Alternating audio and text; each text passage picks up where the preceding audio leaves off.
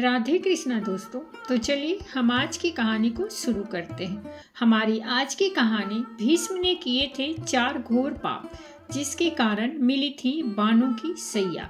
कुछ विद्वान मानते हैं कि देवव्रत अर्थात भीष्म को महाभारत का खलनायक माना जाना चाहिए। भीष्म ने अम्बा, अंबिका और अम्बालिका की भावनाओं को कुचलकर जो कार्य किया वह अमानवीय था। भीष्म ने ऐसे कई अपराध किए जो किसी भी तरह से धर्म द्वारा उचित नहीं थे।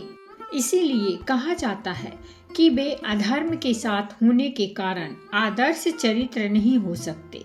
भीष्म अपने पिछले जन्म में एक वसु थे और एक शाप के चलते उन्हें इस जन्म में मनुष्य बनकर कष्ट झेलने थे।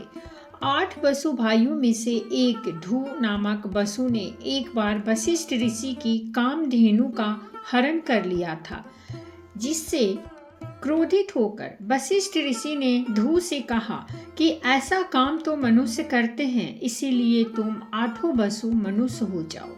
यह सुनकर वसुओं ने घबराकर वशिष्ठ जी से शाप मुक्त होने की प्रार्थना की, तो उन्होंने कहा कि अन्य वसु तो वर्ष के अंत होने पर मेरे श्राप से छुटकारा पा जाएंगे, लेकिन इस ध्रुव को अपनी करनी का फल भोगने के लिए एक जन्म तक मनुष्य बनकर पीड़ा भोगनी होगी। यही ध्रुव बाद में गंगा की कोख से देवव्रत के रूप में जन्मे। यही देवव्रत आगे चलकर पितामह भीष्म कहलाए। एक बार भीष्म के पिता शांतनु सत्यवती के रूप और सौंदर्य से मुक्त होकर उससे प्रेम करने लगे थे और वे उससे विवाह करना चाहते थे, लेकिन सत्यवती ने उनके समक्ष ऐसी शर्त रख दी थी जिससे कि वे पूर्ण नहीं कर सकते थे। इसके कारण वे दुखी और उदास रहते थे। जब भीष्म को इसका कारण पता चला तो उन्होंने सत्यवती को शर्त मानकर अपने पिता शांतनु का विवाह सत्यवती से करवा दिया था। सत्यवती के कारण ही भीष्म को आजीवन ब्रह्मचारी रहने की कसम खानी पड़ी थी। कसम खाने के बाद उन्होंने हस्तिनापुर की गद्दी पर कुरु वंश का शासन बरकरार रखने के लिए कई तरह के घोर पाप किए थे। पहला पाप, सत्यवती के कहने पर ही भीष्म ने काशी नरेश की 3 पुत्रियों अम्बा, अम्बालिका और अंबिका का अपहरण किया था। बाद में अम्बा को छोड़कर सत्यवती के पुत्र विचित्रवीर से अम्बालिका और अंबिका का विवाह करा दिया था। दूसरा पाप, गांधारी और उनके पिता सुबल की इच्छा के विरुद्ध भीष्म ने धृतराष्ट्र का विवाह गांधारी से करवाया था। माना जाता है कि इसीलिए गांधारी ने भी अपनी आंखों पर पट्टी बांध ली थी। आखिर अंत में गांधारी को दावाग्नि में जलकर खुद के प्राणों का अंत करना पड़ा था।